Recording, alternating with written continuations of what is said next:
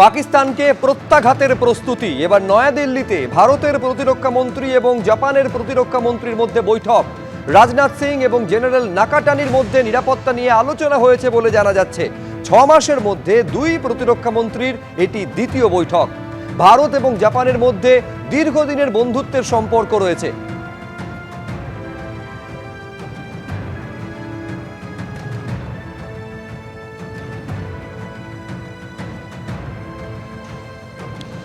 দীঘায় নবনির্মিত জগন্নাথ ধাম নিয়ে বিতর্ক তুঙ্গে, আর এবার সরব হলেন বিরোধী দলনেতা শুভেন্দু অধিকারী। তিনি বলছেন, জগন্নাথ মন্দিরের সঙ্গে সংশ্লিষ্ট ওড়িশা সরকারের তদন্তের সিদ্ধান্তকে স্বাগত জানাই। এই ঘটনাগুলি শুধুমাত্র শ্রী জগন্নাথ দেবের সংস্কৃতি ও ঐতিহ্যের অবমাননা নয়, বরং চিরাচরিত প্রথার উপর সরাসরি আঘাত হেনেছে। ধাম শব্দটির ধর্মীয় ও সাংস্কৃতিক গুরুত্ব রয়েছে। ভারতের 4 ধাম বদ্রীনাথ, দ্বারকা, পুরী, রামেশ্বরম এই ঐতিহ্যের অংশ। পুরীর শ্রী জগন্নাথ মন্দির সেই স্থান যেখানে লক্ষ লক্ষ মানুষ প্রতি বছর রথযাত্রায় অংশ নেয়। কিন্তু দীঘায় জগন্নাথ ধাম তৈরি করে সেই ঐতিহ্য এবং ধর্মীয় পবিত্রতাকে নকল করা হয়েছে। পুরীর জগন্নাথ মন্দিরের দুই প্রতিনিধির ভূমিকাও খতিয়ে দেখা উচিত। সরব শুভেন্দু অধিকারী।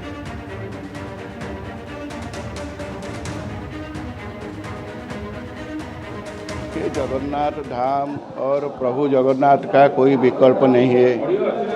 महाप्रभु स्वयंभू है, उनको स्वयं ब्रह्मा ने प्रतिष्ठा किए है देवता मानव के साथ। इसीलिए जो भी इसको धाम दे के नाम लेने के लिए चाहते इसका काम कभी सक्सेस नहीं होगा। और उनका जो भी भावना रखा है उनको मैं निवेदन करता हूँ, जगन्नाथ धाम नाम को तुरंत हटाइए और प्रभु जगन्नाथ का शरणागति होइए। ওড়িশার আইনমন্ত্রী কি বললেন সেটা আপনাদের শোনালাম। ওড়িশা সরকারের জগন্নাথ মন্দিরের সঙ্গে সংশ্লিষ্ট কিছু বিষয়ে ওড়িশা সরকারের তদন্তের সিদ্ধান্তকে স্বাগত জানাই মন্তব্য করেছেন শুভেন্দু অধিকারী। তৃণমূলের তরফে জয়প্রকাশ মজুমদার তিনি কি বলেছেন দেখুন। হিন্দুবাদী পার্টি বলেন নিজেদের। শুভেন্দু অধিকারী নিজেকে অত্যন্ত হিন্দুবাদী তৈরি করেছেন, সনাতন ধর্ম, মাথায় পাগড়ি পরে নানা রকম কথাবার্তা বলেন। কতখানি জ্ঞান আছে হিন্দু ধর্ম সম্বন্ধে আমার যথেষ্ট সন্দেহ আছে। সেক্ষেত্রে আমি প্রশ্ন করব, 4 ধামের 4 শঙ্করাচার্য তাদের মতামত কি একটু জানেন কি আপনারা?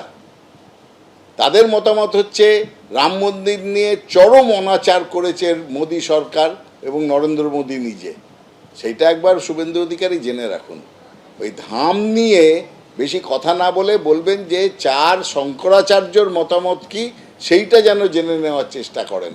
এই যে 14 জন OGW যার তালিকা তৈরি করা হয়েছে, বড় প্রশ্নটা হচ্ছে সুকান্ত যেমনটা আমাদের জানাচ্ছিল যে সংখ্যাটা কি শুধুই 14 নাকি সংখ্যাটা আরো বেশি?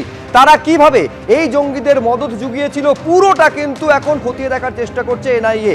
উপত্যকা জুড়ে চলছে কম্বিং অপারেশন।